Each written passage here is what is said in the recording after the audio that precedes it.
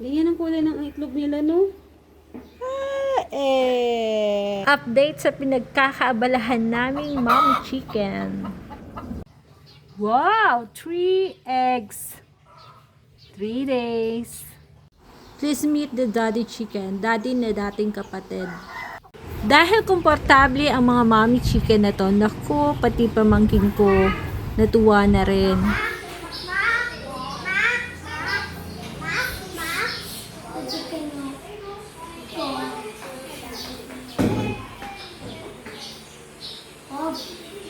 Oh, what happened to the egg, Sai? Egg there, but there's no egg. But it's laying in the cow. Oh, are you waiting for the egg? Yeah.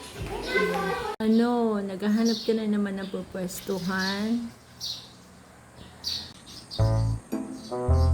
Ano ba? Ha? May pintuan ha? Sige, dito ka na umitlog kaysa mangalat yung itlog mo sa labas. Hindi ko na alam kung sino ang nanay ng mga itlog na yun eh. Huwag ka lang iipot dyan ha. O diba, kinausap na sila.